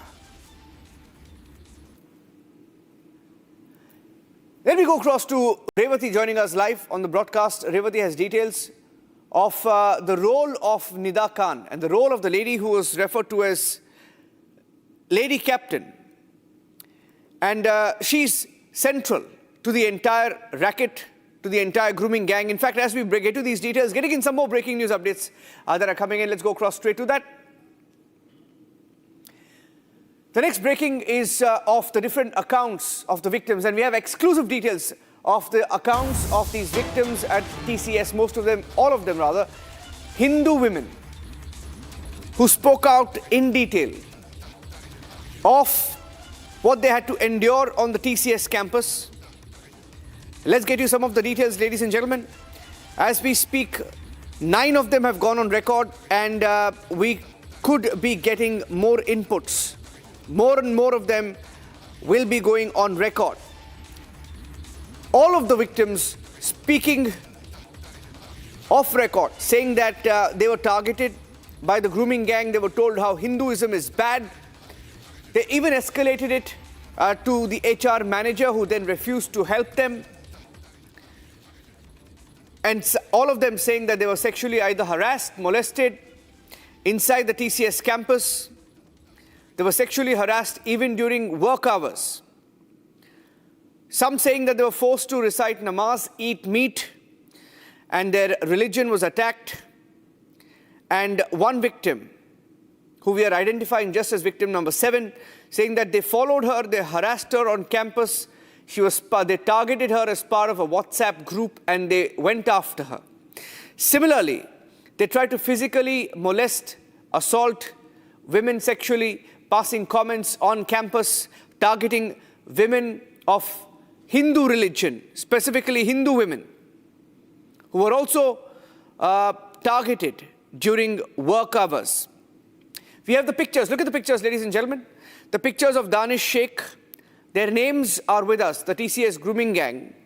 Danish Sheikh, Tausif Attar, Raza Memon, Shahrukh Qureshi, Asif Ansari, Shafi Sheikh, Nida Khan and Ashwini Chenani. All of them were part of the grooming gang. We have their names as a graphic as well. We'll pull out all the graphics and play them. And let's also tell you that we tried to reach out. Now, if all of this was happening at the TCS campus, what was TCS doing? What was the TCS management doing? Let me go across to Revati, joining us with some of the details. Revati, tell us what TCS has said on record so far. In fact, we had written a mail to them. They have not responded. I have details of that mail coming up next, breaking on the show. But first up, what is the company saying on record? They can't wash their hands off saying it's a serious issue. Right, the TCS has issued a statement last evening, which is a delayed statement actually, but the statement says that there's a zero tolerance policy in violence against women harassment at workplace. But again, this is a delayed statement that is coming up from the TCS. Also, they have said that there is an internal investigation going on for this particular matter. Also, they have suspended the accused who are involved in all this. Also, they have asked the new recruitments not to come to the office. And now there is a talk within the IT firm that TCS Nashik might leave Nashik and the BPO might shut down forever. But also we have got some inputs on what was the role of these accused at the particular BPO. So the Danish Sheikh was at the position of an associate since 2018. Tausif Attar was also an associate since 2017. Raza Memon was a team leader since 2017 in TCS. Shahrukh Hussain Qureshi was an associate since 2017. Also, Asif Alam Aftab Alam Ansari was an associate since 2024. Nida Khan was an associate since 2021. And Ashwini Chenani was an operation head, and she was operational from the Pune location. So, the most important thing I want to highlight here is that Ashwini Chenani, who is currently under the police custody right now, she was the also committee member of POSH of the entire TCS working in Maharashtra. Let me repeat that. She was at the position of a committee member of POSH committee of entire TCS Maharashtra, yet she didn't take any cognizance of this particular matter. Currently, the matter is under investigation by the SIT formed by Nashik Police. And also, the most important thing here to highlight is that the CCTV footages also, along with the CCTV footages, other bank account details of these accused are being currently scrutinized, and then it will come to light that whether it was any externally funded activity or it was just a mere forceful conversion, which was an idea of these particular accused. Tomorrow, all these accused will be presented before the Nashik court, and then only the role of Ashwini Chenani, that why didn't she took any cognizance of this matter, will come to the light. Over to you. Okay, stay with me, because we also tried writing, an email to TCS, Tata Consultancy Services. We tried writing to them. We asked them a set of questions, at least 8 to 10 questions shot by Republic TV to the TCS management. Not a single response given. We were in fact waiting for a response, but none came in. We asked them why and for how long this went on. We asked... This is, by the way, the statement of TCS. The statement of TCS. Complaints and allegations. Now, this is what the statement by N. Chandrasekharan, the chairman of Tata Sons, says, that complaints and allegations emerging are gravely concerning and anguishing. And then he says that this incident is being treated with the utmost seriousness. Typical statement being given, corporate statement, while saying that an internal investigation is going to be held to establish the facts. So the TCS, despite what the police have found out undercover, saying that their own investigation will be conducted, and that investigation will be conducted to identify individuals. And they've also named Aarti Subramaniam, who's reportedly the chief operating officer at TCS, who will lead that investigation. Now, we also wrote to TCS a series of questions, and we asked them whether there was a delayed acknowledgement in this particular matter. And then when we first approached TCS, we asked them why there was a denial that nothing of this sort had happened in TCS Nasik. Our third question to TCS was on the statement which was issued by TCS saying that there is a zero-tolerance policy against women harassment in workplace, and how did a delayed cognizance take place in this matter? And we also asked them about suspending the accused employees and whether they will be compensating with any sort of compensation the victims, and whether they will be taking any further action against the employees of the organization. A whole set of questions for which there has been no response given by TCS so far. But ladies and gentlemen, if you're wondering what is going on, how did this story come out? If it was happening for years together, how was it not reported in the first place? This is how it happened. We have the inside details of the undercover operations that busted this grooming gang. 7 to 8 women officers posed as TCS employees. And the police undercover team encountered the grooming gang, and that's when they got complaints. That's how they started to investigate, and it was they who found out that there was truth to what the victims had alleged. My colleague Revati has the full details. Revati, of course we can't name the officers, but what do we know about how long this operation went on, what were they looking for, and what did they find out in the course of this investigation? Right, Nashik police played an important role in this matter because this particular matter was brought to light only and only by Nashik police. They were tipped off by a person which on condition of anonymity said that there's something happening. He literally said something is happening in TCS. A person who he knew personally is facing such forceful activities in TCS Nashik, and that's when a team of 7 to 8 women police officers were formed by the Nashik police, which was of course headed by the CP of Nashik police, Mr. Sandeep Karnik, and then they were sent to the TCS Nashik, posed as either staff, cleaning staff, or the person who is actually working there at the BPO.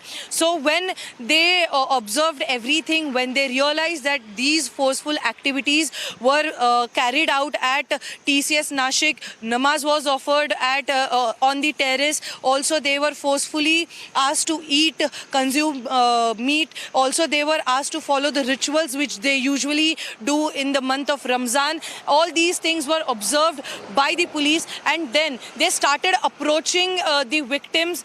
They started approaching actually female employees of that BPO, and that's when they could find 11 such cases, out of which 9 are of sexual assault and 2 are of forceful conversion.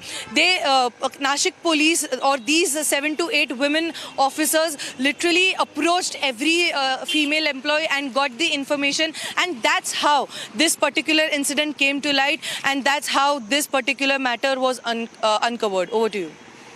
Okay, thank you for joining us with all those details, Revati. In fact, one of the mother of one of the accused in this particular case was asked a few questions on whether they had any idea. Now, we're putting out all sides of the story. Here's what the mother of one of the accused of grooming in Nasik, Maharashtra said when asked by the media.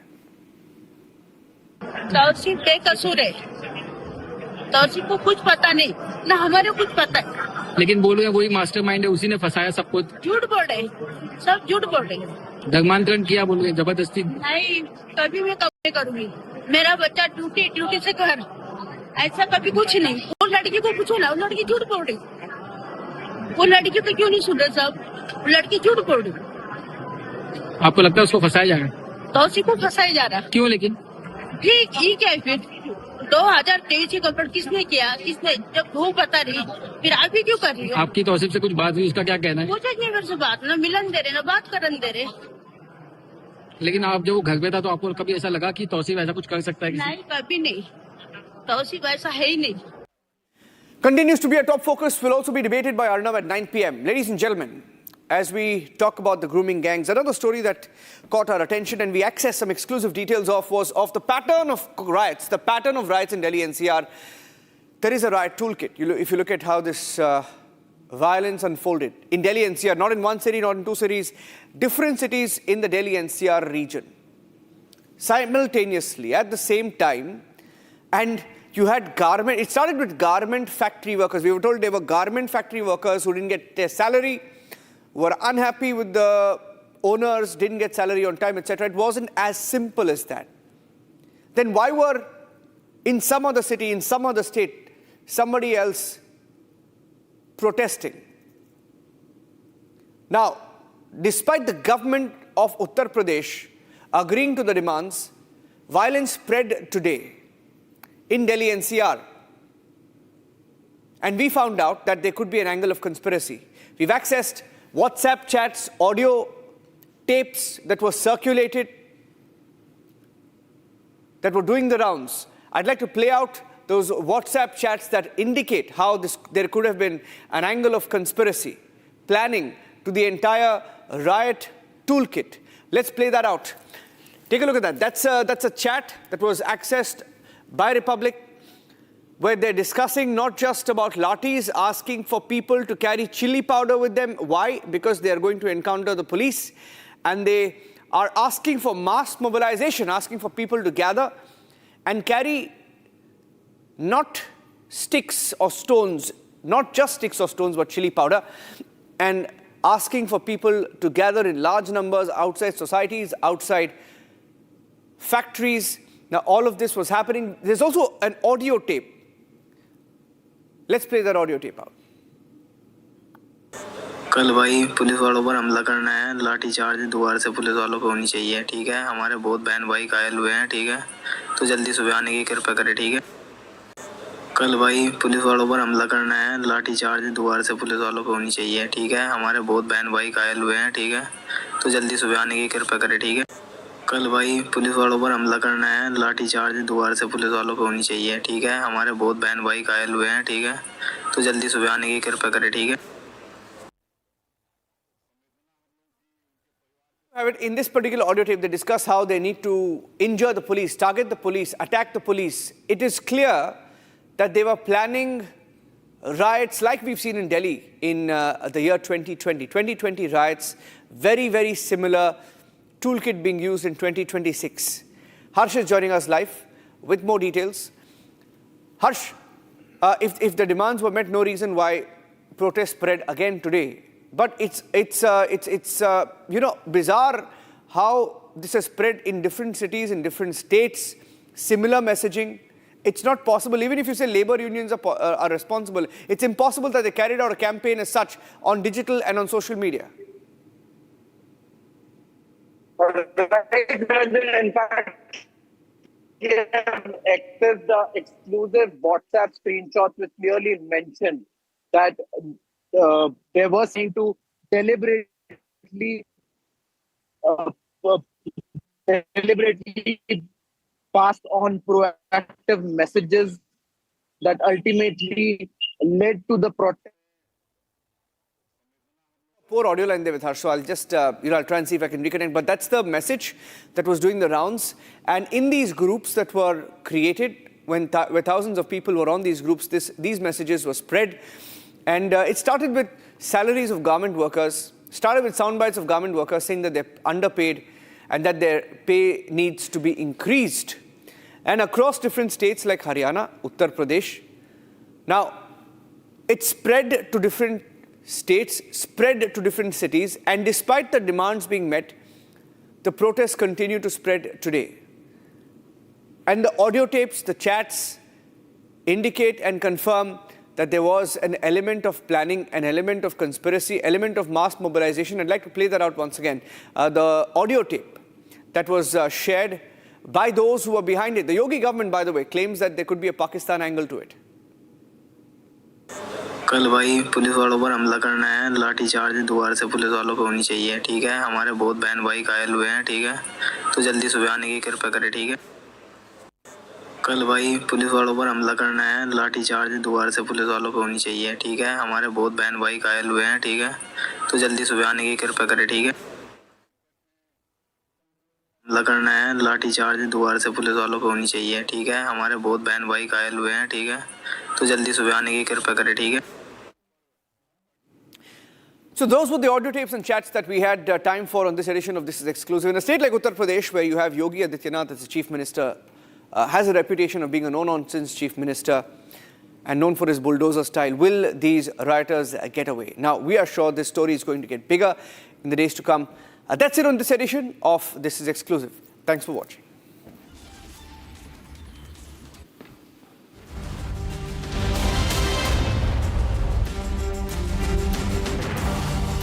Join International Institute of Hotel Management. Call 983-10-50,000. R pure सूजी pasta उबालो मिलाओ और खाओ 8 minute में तैयार। क्या test है सबका राजा आर प्योर मसाला।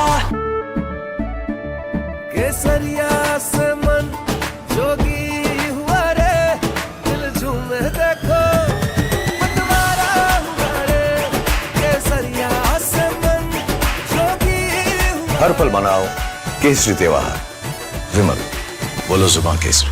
प्यास बुझाए ठंडक लाए सबको भाए जीरा से MTH का जलजीरा जीरा से। जीरा सिप असली रिफ्रेशिंग, असली स्वाद, असली मजा। MTH रानी इस घर में कुछ है जो टूटता नहीं। ये पिलर कभी नहीं टूटेगा। रुंगटा स्टील TMT से बना। रुंगटा नहीं तो घर स्ट्रॉन्ग नहीं। रुंगटा स्टील TMT बार एकदम सॉलिड। थोड़े में ज्यादा स्वाद यही तो है इसकी खास बात। वाओ मामा क्या स्वाद है। अरे मेरे राजा अभी तो कह रहा था कि अभी चीफ मिनिस्टर कह रहे थे, उससे आगे भी सभी लोग कह रहे थे कि मणिपुर में पीस आ गया। ये पीस है क्या? अगर ये पीस है तो हमें ये पीस नहीं चाहिए हमें।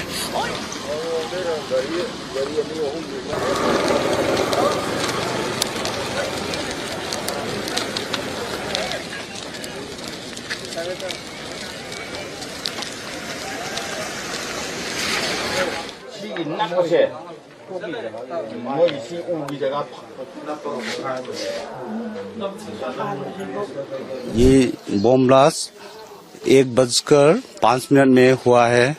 उसमें 2 बच्चे का जान गया है। 2 बच्चा एक 5 साल का है, एक लड़की है वो तो 5 महीना का है। ये बहुत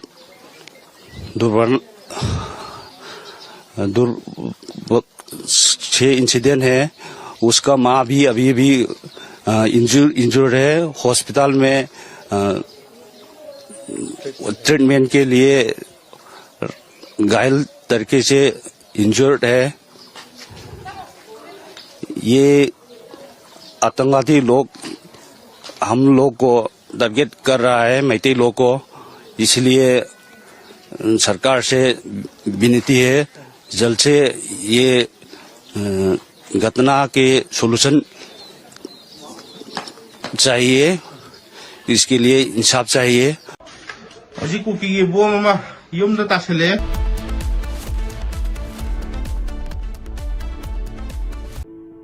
In the India Today Best Universities Survey, India's #1 ranked universities in various streams are JNU Delhi, Amity University, AIMS Delhi, IIT Delhi and National Law School Bengaluru.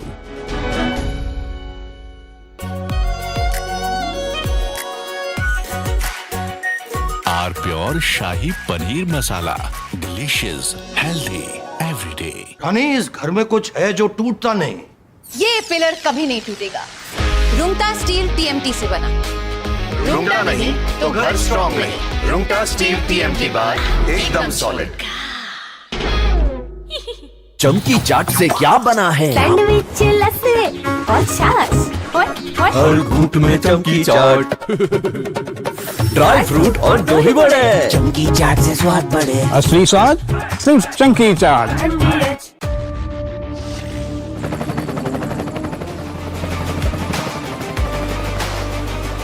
Character, the taste of success. R pure सूजी pasta उबालो मिलाओ और खाओ 8 minute में तैयार। क्या test है सबका राजा आर प्योर मसाला।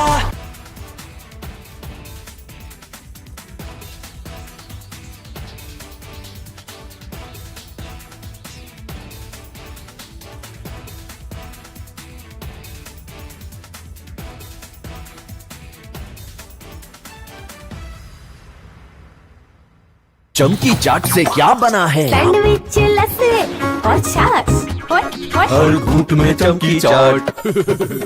अब बताओ स्वाद आया? असली स्वाद सिर्फ चंकी चाट।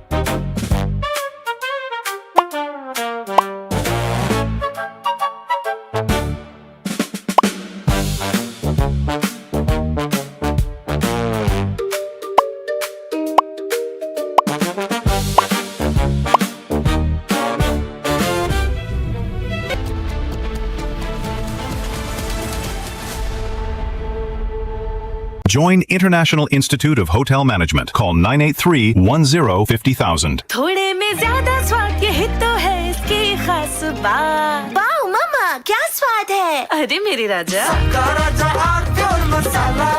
अनीस घर में कुछ है जो टूटता नहीं। ये पिलर कभी नहीं टूटेगा। रुंगटा स्टील TMT से बना। रुंगटा नहीं तो घर स्ट्रॉन्ग नहीं। रुंगटा स्टील TMT बार एकदम सॉलिड। प्यास बुझाए ठंडक लाए सबको भाए जीरा से MTH का जलजीरा जीरा से। जीरा सिप असली रिफ्रेशिंग, असली स्वाद, असली मजा। MTH केसरिया से मन जोगी हुआ रे, दिल झूमे देखो मतवारा हुआ रे। केसरिया से मन जोगी हुआ। हर पल मनाओ केसरी त्योहार। विमल बोलो जुबान Kesari.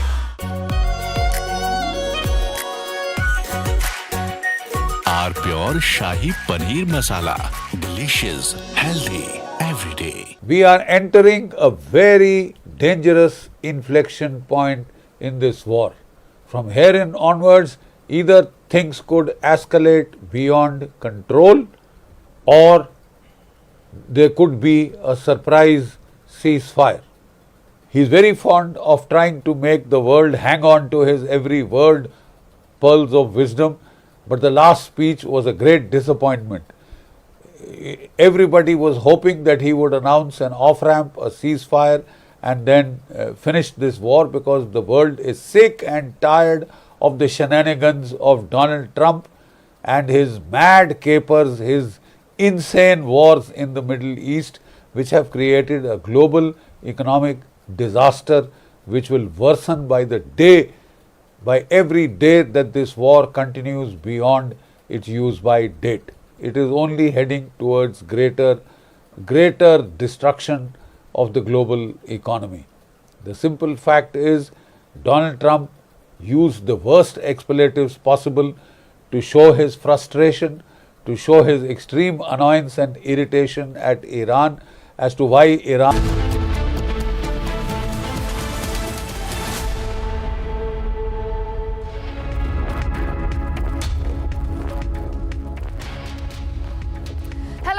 You're watching live and breaking on Republic TV with me, Ishita Mitra. Now, viewers, our top focus at this hour is about what's happening in Nasik.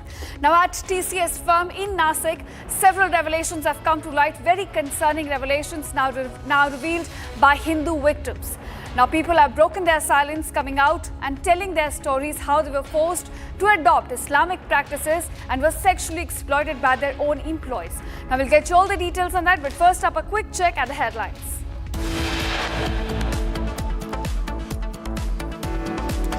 As more testimonies of victims in Nasik grooming gang scandal come to light, pattern of corporate jihad now emerges.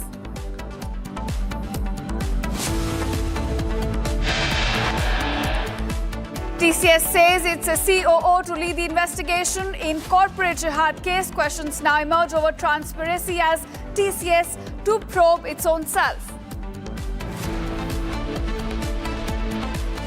9 victims in Nasik case go public with their detailed allegations. Instances of harassment, abuse, molestation come to light. Despite the government agreeing to demands of workers, a fresh case of violence and arson reported in several areas of Delhi NCR.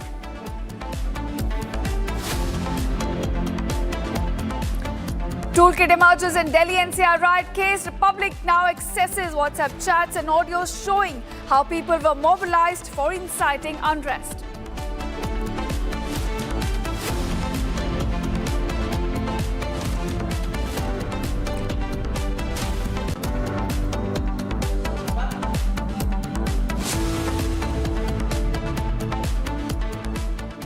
Now viewers, our top focus at this hour. A major controversy has erupted in Nasik. This is where a leading IT firm is now at the center of a serious allegations of workplace harassment and forced conversion racket. Now viewers, what began as internal complaints has now escalated into a full-scale criminal investigation with multiple Hindu victims now coming forward and detailing a disturbing pattern of corporate jihad.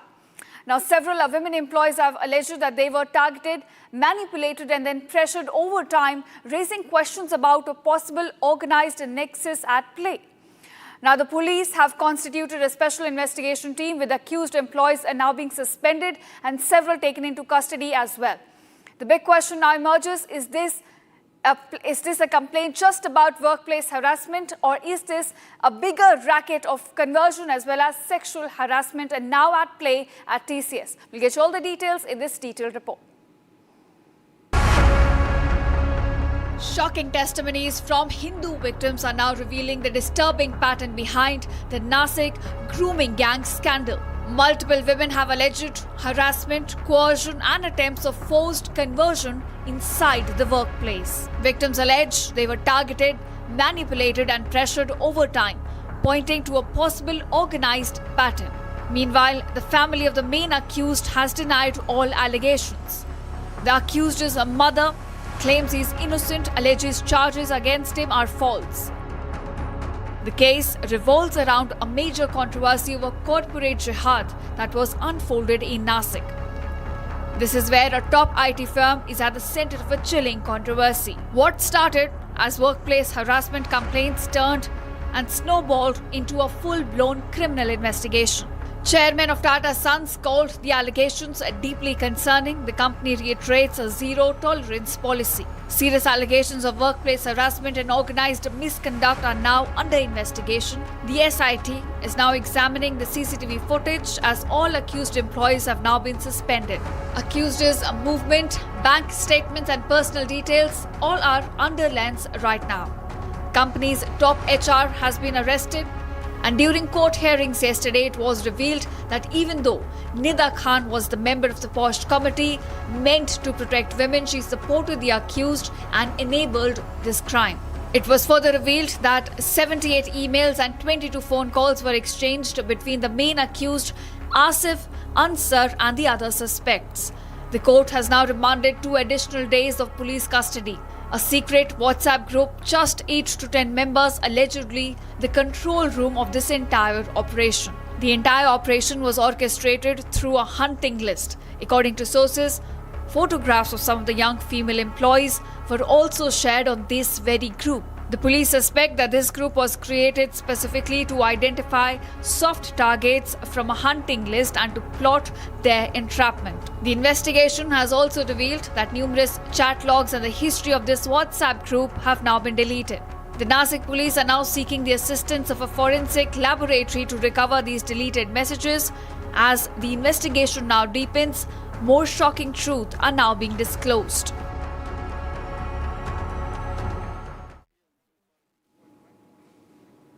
And now viewers, what began as a workers' protest over unpaid salaries in Noida has now snowballed into a major law and order situation, with fresh evidence now pointing towards a possible pre-planned conspiracy behind this violence in Delhi NCR. Now, explosive details have been accessed by Republic, which suggest that external elements may have infiltrated the protests. Now, with the district magistrate himself, in fact, acknowledging their involvement in these protest, investigations have now uncovered WhatsApp groups allegedly used to mobilize crowds just overnight. Now, this is where provocative messages were circulated and participants were added using QR codes. Now, viewers, the violence which saw mobs storming company premises, torching vehicles and attacking police personnel has so far led to detention of over 300 people, with multiple FIRs now being registered. Officials are also probing the role of organized groups, with some detained individuals now linked to these anti-social activities across states. So with the protests rapidly turning from a wage dispute to large-scale unrest, serious questions are now being raised. Was this spontaneous anger or a coordinated attempt to disrupt industrial stability in the region? Take a look at this report. What began as a workers' protest in Noida has now taken a serious turn, with fresh evidence suggesting that the violence was coordinated and pre-planned.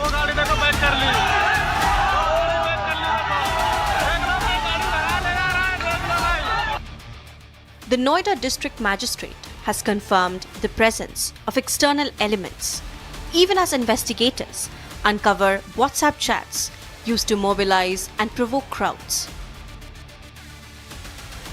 Investigations have now uncovered explosive WhatsApp chats indicating the groups were used to mobilize and radicalize protesters overnight.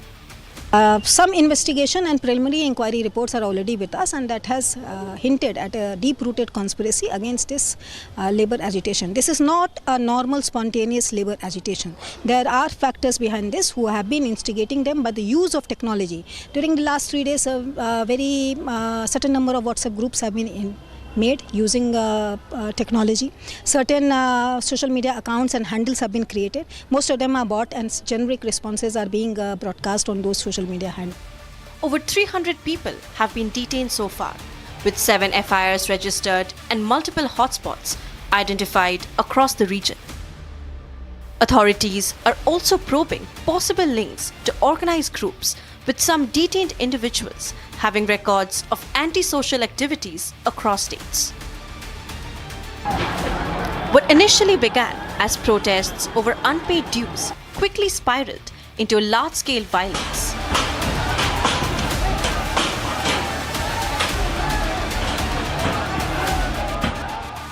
In another revelation, an explosive audio clip has now surfaced, allegedly revealing premeditated intent behind the violence.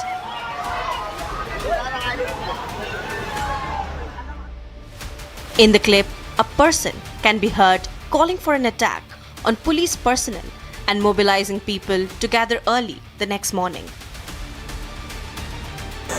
कल भाई police वालों पर हमला करना है, लाठी charge दोबारा से पुलिस वालों पे होनी चाहिए, ठीक है? हमारे बहुत बहन भाई घायल हुए हैं, ठीक है? तो जल्दी सुबह आने की कृपा करें, ठीक है? Employees claim months of unpaid salaries, which push them to the brink, triggering the protests, raising slogans against the management, blocking the roads and disrupting movements across the area. Vehicles were set ablaze. Police responded with tear gas and lathi charge to bring the situation under control. Clashes between protesters and police intensified, even as security forces moved in to contain the violence. Even as calm is being restored, serious questions remain over how the protest turned violent so rapidly. With evidence pointing to coordinated mobilization and planning, agencies